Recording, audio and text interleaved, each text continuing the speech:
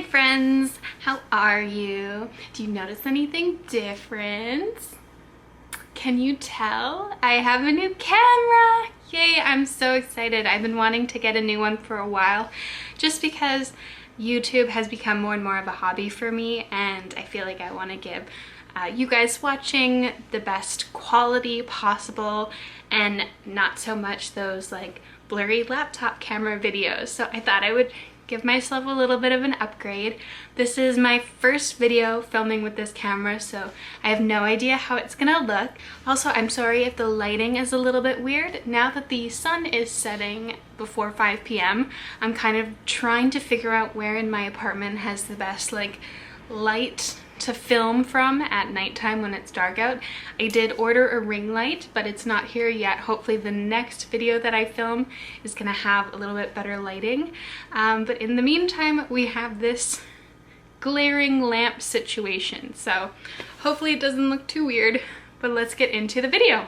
So this video is gonna be my November TBR.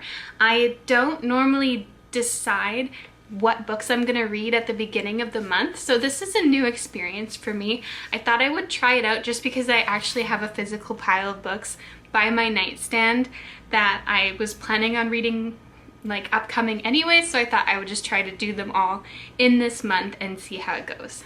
So firstly, I want to talk about the books that I've already started reading or are just going to be continuing to read and finishing up this month. So first is Educated by Tara Westover. So I'm pretty early days into this book. I think I've only read about 25 pages. So far, I'm not loving it. I hope it gets better. I picked it up because I really loved The Glass Castle by Jeanette Walls, which if you haven't read that, I highly recommend the audiobook because it's narrated by the author, and it's just such a, the experience is so much more real because it's in her own voice telling the story. So I thought it would be kind of similar with this. It is a similar kind of vibe of a girl who grows up in a Mormon family and her parents never sent her to school, but she decides that she wants to educate herself and learn, and she ends up eventually going to college. But so far I'm not emotionally invested in her story the same way I was with The Glass Castle. I don't know, she's just not giving me that like emotional oomph that I'm looking for. She's just talking about her mom being a midwife and her not having a birth certificate and stuff. I don't know, it's just like I'm not very invested yet. So hopefully as I get further into this book, it gets a little bit more interesting, but we'll see. The next book that I am still currently reading is Great Expectations by Charles Dickens. So this book, oh my god, I'm just gonna show you how far into it I am. I've got like maybe about 100 pages left, and I've been reading this for over a year now, which is insane. It never takes me this long to read books, but it was exactly the same when I read A Tale of Two Cities. That one took me like a year to read. Firstly, I mean, part of it is just the style of writing. It was originally released in the serial format, so the readers would read like a chapter every week or something like that, so it's not meant to be read quickly all in one go. But also I just find the story a little bit dry and boring. I don't know, it doesn't capture me the way A Tale of Two Cities does, and it doesn't have as many like quotable lines, or I don't know, I'm not getting the same like romantic vibes from it. Also, like the plot twist, I just got to the plot twist where it's revealed who Pip's actual benefactor is, and was that supposed to be a surprise? Like, I don't know, like all the Victorians when they read this were they just like, my word, because like honestly, like duh, like it seemed pretty obvious right from the get-go that it's not who he thinks it is. So I don't know if that was supposed to be shocking, but hopefully it ends strong. I don't know, I'm not loving it so far, but I do want to just put it on this list to just like put it out into the universe that I want to finish this book, and hopefully that will like force me to finish it this month because it's been long enough. I need to get it off my shelf. The next book that I am still currently reading is Serpent Dove by Shelby Mahurin. So I first read this last year. I got it as a Christmas present, and I enjoyed it. I gave it 4 stars the first time around. I've got about a little over 100 pages left during my reread now, and I'm not liking it quite as much as I did the first time. Like, it's still really good. I like the plot points, but I just find it a little bit childish. It just reads very much like a debut novel, which there's nothing wrong with that. It just seems like the author still, you know, could improve the way she writes a little bit more, which I'm hoping next on the list, Blood and Honey, the sequel, is gonna give me that. I'm really, really excited to read this. I just bought it recently, and like, look how beautiful the cover is. Like, gorgeous. So I'm really, really excited to read this. I'm probably gonna pick it up next, like right after I finish the first one. But I would say my biggest complaint about about Serpent and Dove is like how childish the swearing is. Like, Lou says ass so much, and it's so unnecessary, and it's also like the only swear word they use in the book, aside from one time Breed says hell, which is like, oh no, he said a naughty word. So there's like one part right in the beginning where she bumps into him and falls down, and then she's like, you broke my ass bone. I hated that part the first time I read it, and I hate it just as much this time. It's just like, it's dumb. Who would say that in real life? I don't know. It's just weird. I almost DNF'd it the first time I read that line because I just think it's really dumb and kind of like undermines the book and takes away, it makes the reader feel less serious about it and what's happening in the story. And I get it's supposed to be like a fun little romp and a romance with lots of humor, but also serious issues like witches burning at the stake and stuff. But I just thought she could have made it a little bit more believable with the things that Lou was saying when she was swearing sometimes. Number 5, I did start, but I haven't gotten very into it yet, which is The Waves by Virginia Woolf. So specifically, I wanted to read The Waves. This book actually has 3. It's got Mrs. Dalloway, To the Lighthouse, and The Waves. And I've been wanting to read The Waves for a while just because I heard it's like just a very groundbreaking story at the time. And also it's supposed to be beautiful if you like give it a chance. I'm really not loving it so far. I don't like the style that it's written in, but like she intentionally wrote it in that style. So I'm gonna give it a chance and we'll see how it goes. This might be a DNF.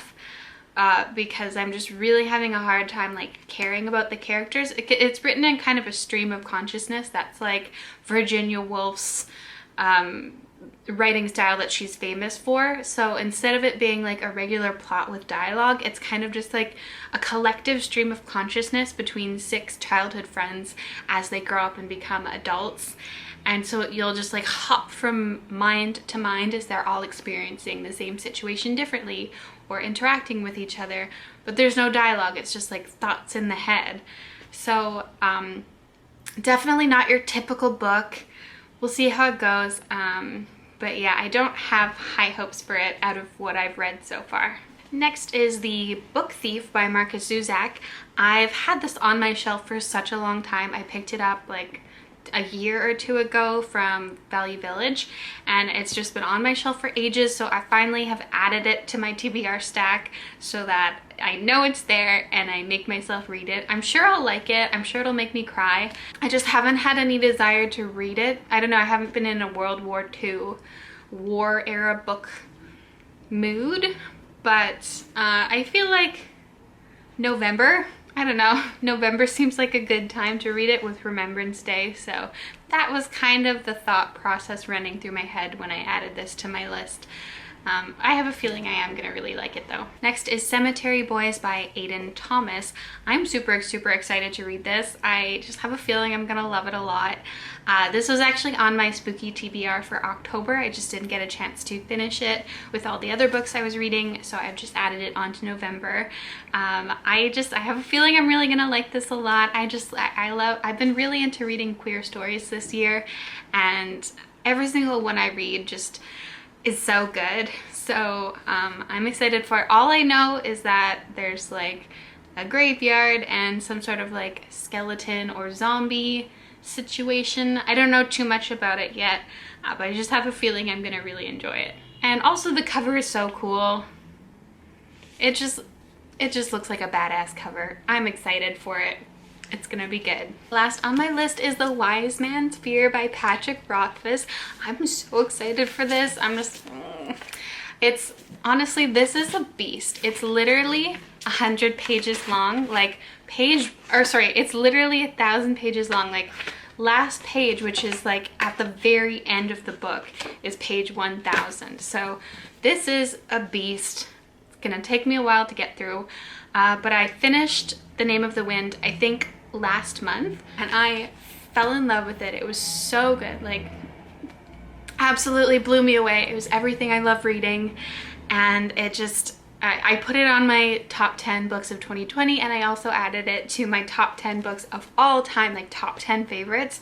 So like you can tell I loved it that much. And I'm normally not a fan of like pure fantasy. Like, I don't read it that much. I tend more towards YA fantasy because it's just a little lighter and it's not so serious and so heavy.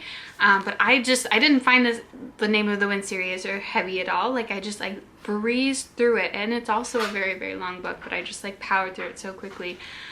So I immediately had to go out and buy a copy of that book along with the sequel. And now I am sadly a member of the club who both loves and hates Patrick Rothfuss because he has not finished the series yet. We have no idea when he's going to. I think this book came out like 11 years ago or something, so it's been a while.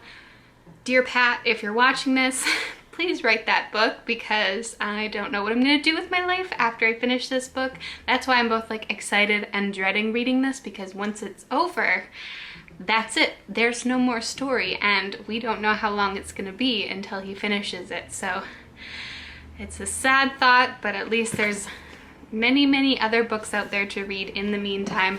I can be patient. I've been waiting for the final book in the L.J. Smith Nightworld series since I first read the books in high school. So I've been waiting, oh god, like showing my age now. How long ago was that? Yeah, I've probably been waiting like 13 years for the series finale of that series. The last book was released like at least 2 decades ago. So I don't know if it's ever gonna come out, if she's ever gonna finish it. I'm just patiently waiting here, but you know, I've kind of given up on it a little bit, but the books are still on my shelf just in case she ever finishes it. We'll see, but 2 decades is a long time to wait. Like, girl, what you doing? Come on now. Please and thank you. I want. Here is the whole list. Yay! There is 1, 2, 3, 4, 5, 6, 7, 8 books in total that I am hoping to get to. I don't know, it feels a little like heavy, a little ambitious, but we'll see. I will do my best. Okay, that is my November TBR. Thank you guys so much for watching, and I will update you at the end of the month and let you know how I did. Bye.